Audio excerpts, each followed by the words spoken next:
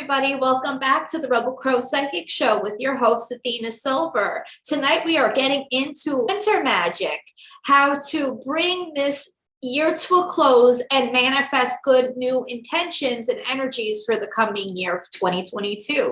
So stay with me. I'll be right back.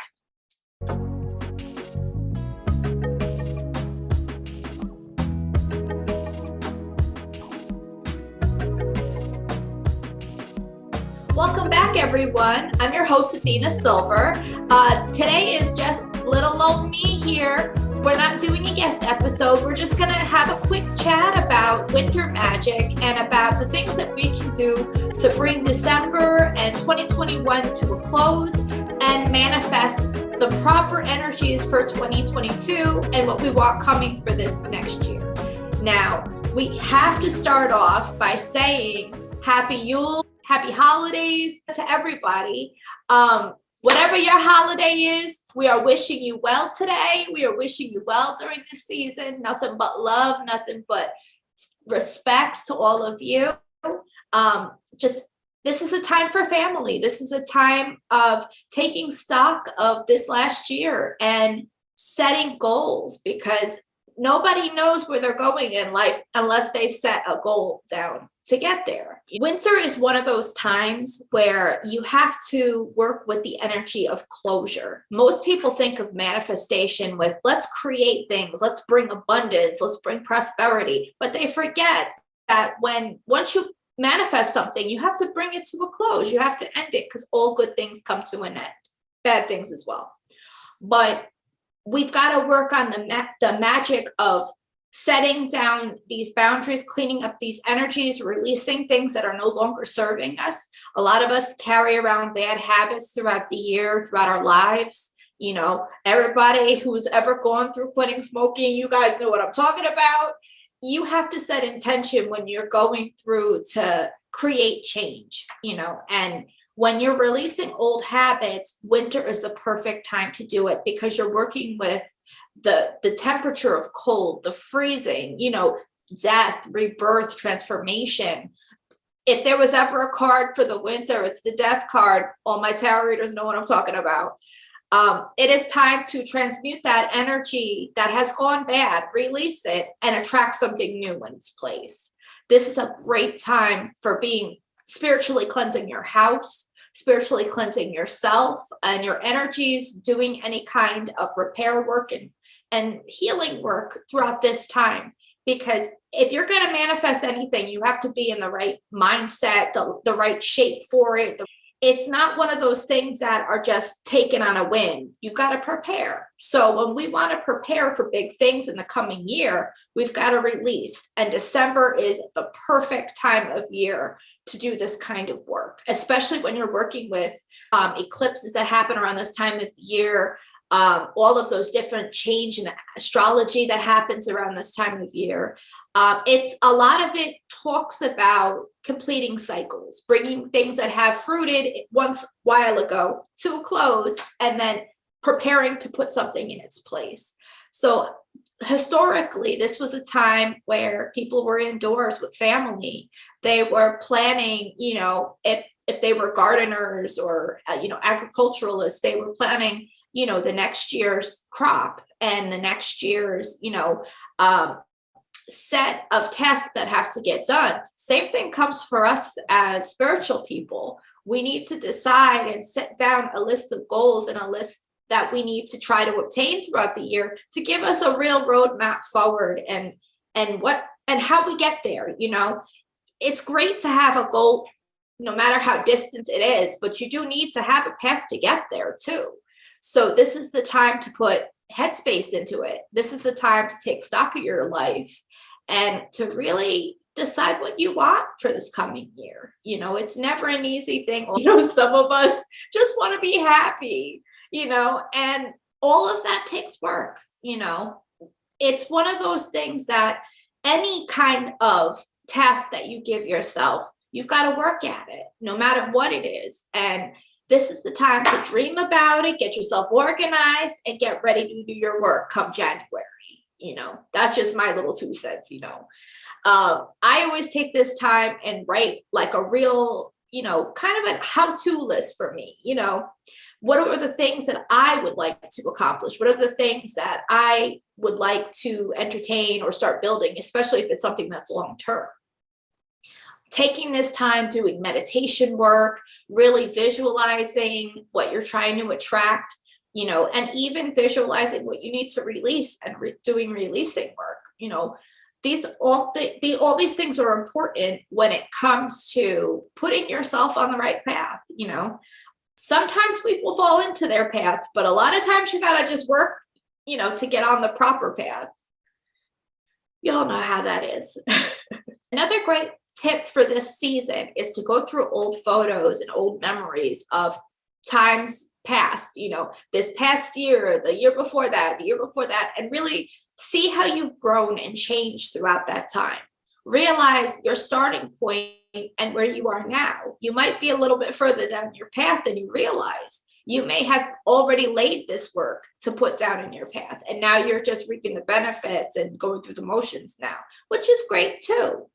But you've got to acknowledge the progress that you've made. You've got to acknowledge the hard work and the work ethic that you put into all of the change that you've been trying to move this year, and congratulate yourself. It's hard when you're a worker bee, day in and day out, trying to get something to move, especially when it comes to like your work life, your home life, your personal life. Trying to get movement in your life is not always easy, which is why it's that much more important to celebrate it at the end of the year. A lot of places and jobs have Christmas parties around this time to thank their employees and to celebrate, all of the work that was done. We should take this and do this with ourselves in our personal lives. It's time to celebrate all of the hard work that we've been able to accomplish. It feels good once you can really see and get perspective on your life, because we're always so fast, especially us here in New York. We're just going, trying to catch up with things, trying to stay one step ahead. It makes it that much more important to take time and to take stock in where you've been and how far you've gotten. I'm telling you, you'll feel better once you realize how much greatness you've been able to achieve, how much shifting has come into your life. Being able to shift into new energies and let other, older energies go. I would love you guys to comment below and tell me exactly how you've grown this year. Tell me something big that's happened to you, and so we can all celebrate it together. I love when I'm doing client readings. I have a lot of regular clients that I see many times throughout the year, and I love like this time of year of saying like, hey, you guys really hustled this time, like you guys really made a lot of progress. Look at, you were over here then, and now look at you, it's really rewarding as a reader and as a spiritual, advisor. It's so rewarding to see growth in other people. It's always nice to see it for yourself, but it's really nice when you can empower and champion others to appreciate themselves on that level as well. So I love you guys. I'm really proud of you. So no, you don't hear from anybody, just know I'm proud of you. This is a time to lay down the foundation of your practice as well. Spiritually, each year is a new cycle that we walk into, whether we are following, the pagan, holiday wheel, or we're setting up the path for our own lives and our own practice. This is the time to really set the stage for what you would like to do with your spiritual practice this year.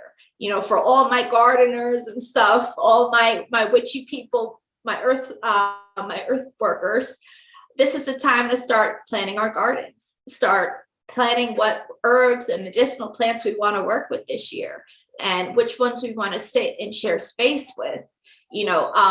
If you're the type that lives in the city and you don't get to go out much, this is the time to take stock in the energies of your city, of your home, and make plans to get out this year.